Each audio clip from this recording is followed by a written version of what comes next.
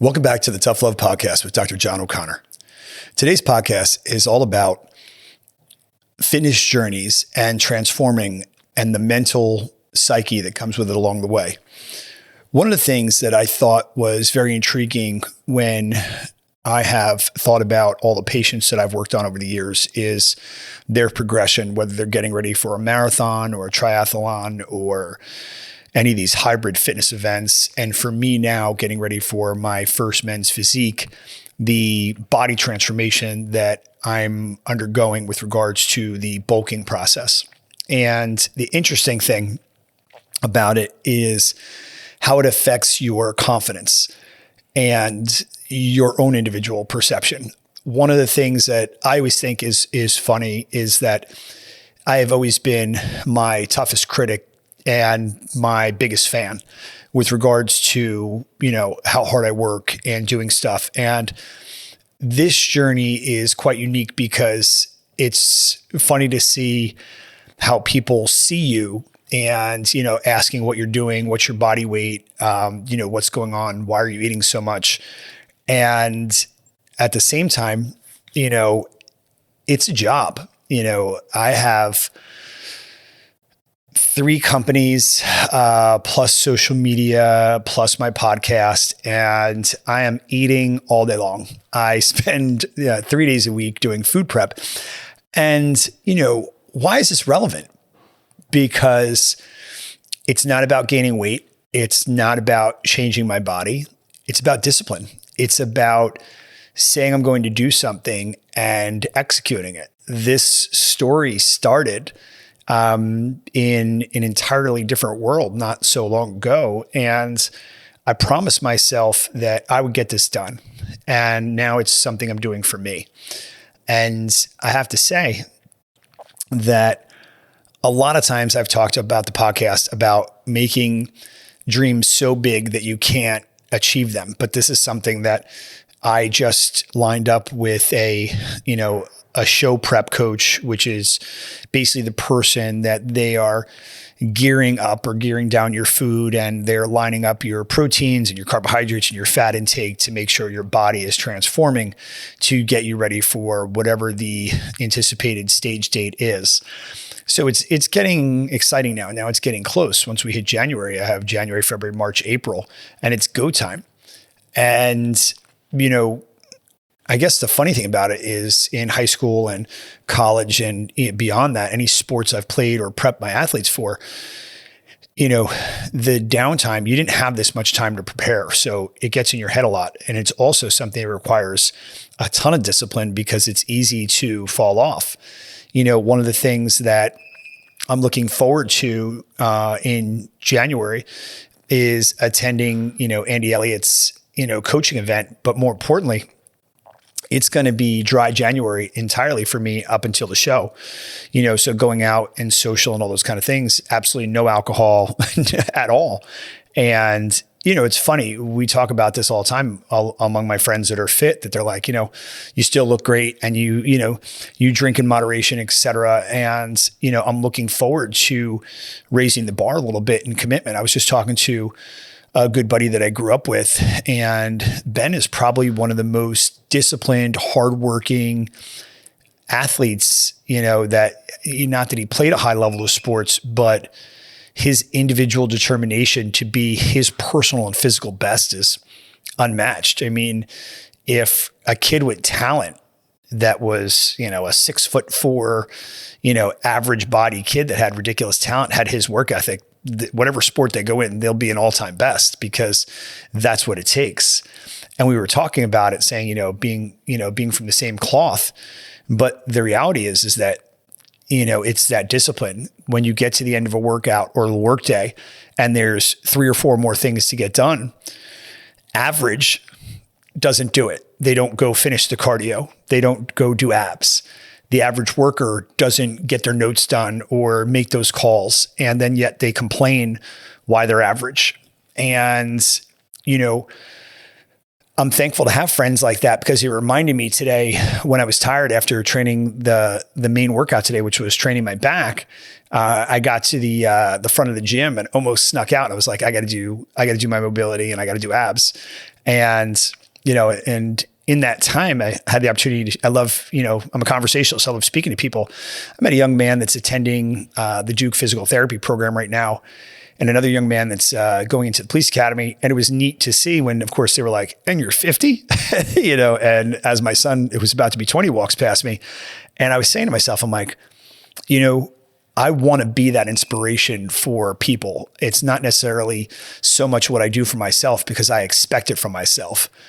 And I tell people when they say, but you're healthy, you've never had issues, my to-do list to get my body moving in the morning is longer than most people's week list of banking and this and that. Like, it takes a lot to keep me going from, all the stuff I've had over the years, from the, sports injuries and arthritis and, ligament tears and fractures and, and not to mention being paralyzed as a kid with GBS. So again, I look at it, whether it's my fourth decade going now, it's my fifth decade, I want to be my absolute best. I want to challenge myself to say, my 50s, I was blown away. I pushed the envelope and I did everything I wanted to do and then some. And the one thing is that I realize is one of the best wisdom builders is pain. And what I mean by that is when you do stuff that's constantly hurting you, a wise man is learning from it and modifying and adjusting what they do to be able to achieve the primary objective and minimize the pain. I mean, obviously there's necessary things that are going to happen, whether it's, business, life, emotional, or physical pains. But the reality is if we don't learn from these, then what's really the point, And, so like I said, I think the big part of what I'm focusing on right now is just being super consistent, up until the 31st, I made a post yesterday that here I am food prepping as I'm buying, Christmas Day dinner. And, then I started thinking, maybe I'm going to take off. And then I chuckled like, good luck with that. Right. Because that's easy. And who wants to take the easy way out? I think there's so many people that I run into that are like, I'm going to start next month, the next week, next year. And they give me a list of reasons. And I'm always intrigued by that, because I'm like, you know what? You're only 30 once, you're only 20 once, you're only 40 once, you're only 50 once. I want to reflect on this 10 years from now and say, I didn't waste this year. I learned how to manage any of the issues I had as far as, physical aches and pains beyond just normal aging, and utilizing technology that I have, the amazing technology I have that I use in my practice on my patients all the time. And the funny thing about it is when I talk to, my peers and colleagues and doctors I work with, orthopedics, pain management, spine, et cetera, they're like, you're working out so hard. How are you recovering? And I love that. I love teaching them about the technology and science I'm using, because they genuinely just don't know. And, I run into a guy quite often at Lifetime, and, he's my age actually. And he's always like, it's so unfair. You're constantly on these recovery devices. And I'm like, you know what? When I got hurt in my mid 40s, and that lasted for months that turned into years, I looked at that like a prison sentence, and I never want to go back to that jail. And there was nothing that was more of a teacher than the pain that I experienced and everything that came with it during that time.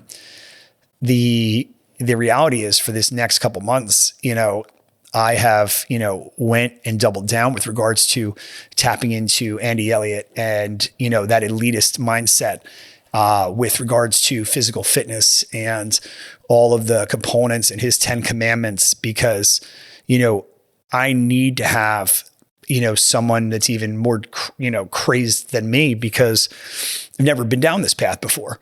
And I think that anything you do, if you want to be great, you could have the natural physical attributes, but if you have somebody that's been down that route or is even mentally tougher than you, why wouldn't you tap into them so that you can keep going, go even further than whatever expectations you may have set for yourself?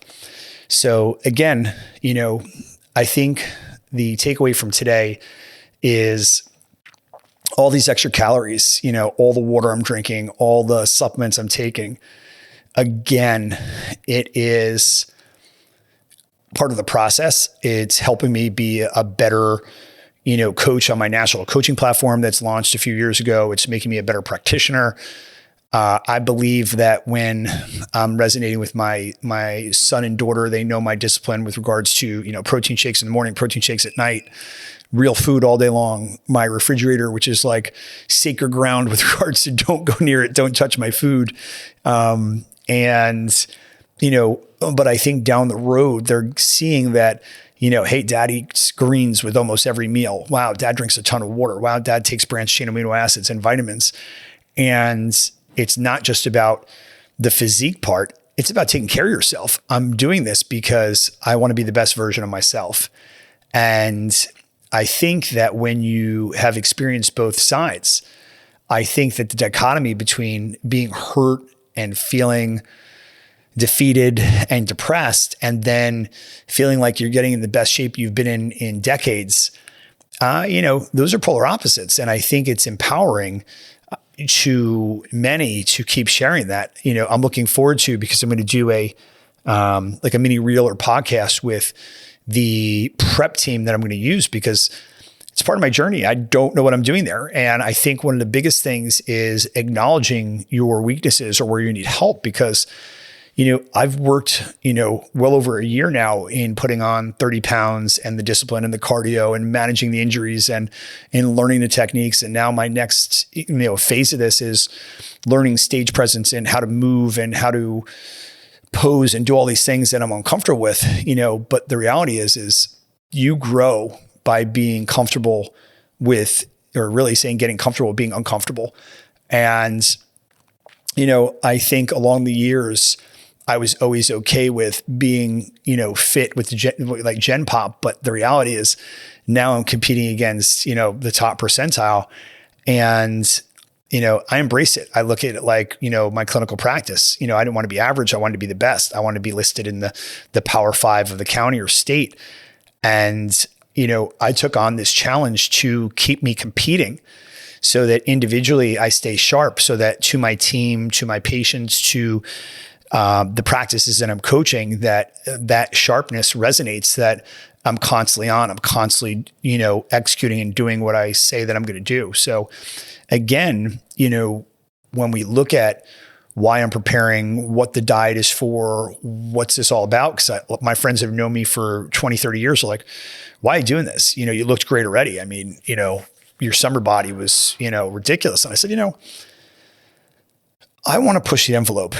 When I was training kids and I was on the basketball court, I pushed the envelope for them, and I was pretty selfless with that. I was getting a ton of work in, and yes, I was in great shape, a different kind of shape, but great shape, but it was all about them. I wanted to see them be elite. I wanted to see them to be their best. This is something that I want to be able to show as part of my business resume, that I was building back Velocity Performance. I was launching a new company. I was coaching on a national scale. I was working with a, laser and medical technology company. And I was doing all these things while cooking my own food and balancing my time with my family to show people, if you want it bad enough, you're going to make time, not excuses. So, as we're closing out the end of the year, I was, like I said, today I was at Iron Revolution, and, it's an impressive population of young kids. I think on average, I'm probably 25 years to 30 years older than most of them. And the unique thing about it is these kids, I ran into a pro today that was, had wisdom beyond his years. And I had said, what's next? I want to bring you on the podcast. And the first conversation, I think he was kind of measuring me. And then he had checked with one of his friends who had a nice relationship, fine young man, Monmouth University grad, super sharp kid, and happens to be his best friend. And he was super complimentary, saying that, we're best friends since they were in fourth grade or 4 years old, one of those, and that he's going to be his best man at his wedding in the near future. And I said to myself, what's your vision? What do you see yourself with this bodybuilding thing? And he abruptly said, in the second round we were speaking, I'm done with that. I want to coach. I want to transform bodies. I don't see a long-term career with that. I think it's dangerous. And I want to pursue other things with the opportunities and doors that it's opened up with me for this. And I was like, a light bulb went off. And that's exactly what I was thinking with regards to doing this physique challenge. Is it's opening doors. It's meeting new people. It's getting out there. It's putting yourself in a room full of people you've never met before. And it could create an opportunity for a business you never thought you'd be a part of that could be where you make more money than you've made in your entire life. So, again, getting out there and being, comfortable with being uncomfortable is something that I'm looking at as, growth, 3.0 JOC, because, I've always felt like I've kind of put myself in the evolution mode, but this year was kind of a monumental year being 50 because, I think that a lot of people, and I hear people say it all the time, well, don't you think this is downtime? I sat with a friend last night that was amazing. He had a friend that recently got sick. He's a few years older than me. He's always kept himself in great shape.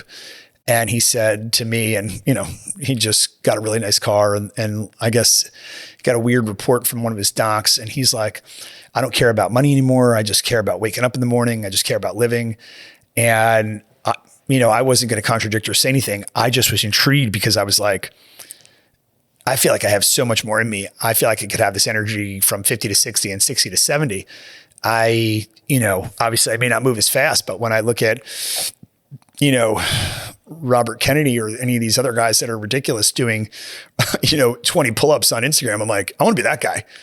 I want to be a guy that like, who's that silverback crushing it, And I think that's something that requires that discipline that I started a few years ago, building myself back from the brink of, burnout and physical collapse. And I never want to go back to that place again. So again, today's podcast is all about why you create goals and why discipline is critical, more so than anything else. It's not going on a diet, but it's the discipline that it takes to execute the diet.